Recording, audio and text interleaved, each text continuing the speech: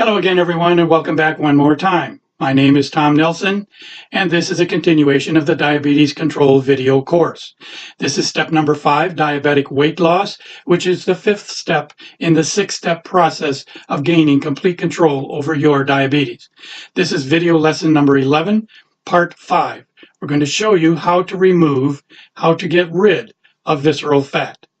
So again, where you gain fat is going to depend on partly your genes, some of your hormones, your age, even your birth weight, because smaller babies are more readily going to add belly fat later in life. Women that have given birth also tend to develop more visceral fat than women who have not had children. Younger women typically have less visceral fat than men, which changes with menopause. Lower estrogen levels are mostly responsible. It increases the proportional influence of testosterone, which contributes to the shift towards a male pattern. Unfortunately, you can't change your birth weight or your genes, and you can't avoid menopause. So experts cannot agree as to whether hormone replacement therapy actually will influence visceral fat gain. But there are several ways that you can minimize the accumulation of additional visceral fat. The good news is that because visceral fat is more readily metabolized into fatty acids, it's going to respond well to any changes that you make in your diet, especially if you start to exercise regularly. Exercise is going to reduce your waist circumference, even if you don't lose weight. Exercise will melt visceral fat and it'll increase your muscle mass.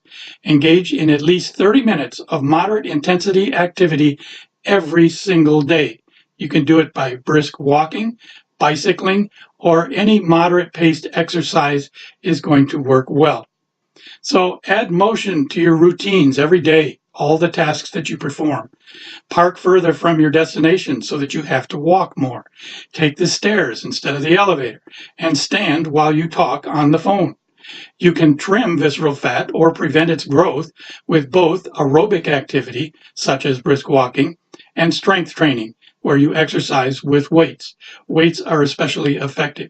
Aerobic means that you're going to increase your heart rate so that your respiration rate increases as well, but not so much that you should be able to still breathe through your nose and carry on a conversation. If you get to the point where you cannot, you have to breathe through your mouth, then your intensity is too great and you can back off. Sit-ups will tighten your abdominal muscles, but it won't reduce the amount of visceral fat. Exercise can prevent fat from coming back. So eat a balanced diet. It helps you achieve and maintain a healthy weight. Stop smoking. The more you smoke, the more likely you are to store fat in your abdomen rather than on your hips and your thighs. Get 7 to 8 hours of sleep every night. Control the stress in your life. Stress is a major producer of the hormone cortisol, and that promotes the buildup of visceral fat. It releases large amounts of glucose into your bloodstream. So again, take the stairs instead of the elevator. Stand while you talk on the phone. Both aerobic activities, such as brisk walking, strength training, where you use weights, work very well, especially if you combine them. Exercise can and will keep fat from coming back. All very, very important and worthy of repeating. So studies have shown that those that maintain their exercise programs after reaching their goal weight, as little as 40 minutes twice a week, had maintained their visceral fat loss, and those that abandoned their exercise programs gained a third of their visceral fat back. A balanced diet is critical to maintaining that healthy weight. Take calcium supplements, 800 milligrams a day if you're under 70, 1200 milligrams a day if you're over 70. So eliminate trans fats, things like hydrogenated vegetable oils. That means not eating any deep fried foods whatsoever. And eliminate fructose as much as, or at least limit it. Sweetened foods and beverages are also bad. Fructose corn syrup is especially bad.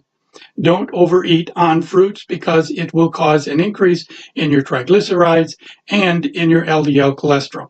That's covered in the video lesson on resolving cholesterol issues naturally. So ideally, you should do 30 minutes of cardio 5 days a week and strength training at least 3 times per week. Consider meditation, deep breathing, and other stress management tactics. Eliminate all processed foods altogether. If there's anything in the ingredients that is not what you thought you were buying, don't buy it and certainly don't eat it. High sugar is the worst possible thing you could do. High fat foods should be limited and include more lean proteins, vegetables, and complex carbs. Use wet cooking methods. That means things like boiling, steaming, crockpot, pressure cookers. And that also means that if you're boiling it, you should consume the fluids because that's where all the water-soluble vitamins have ended up. So use boiling whenever you're making soups or stews.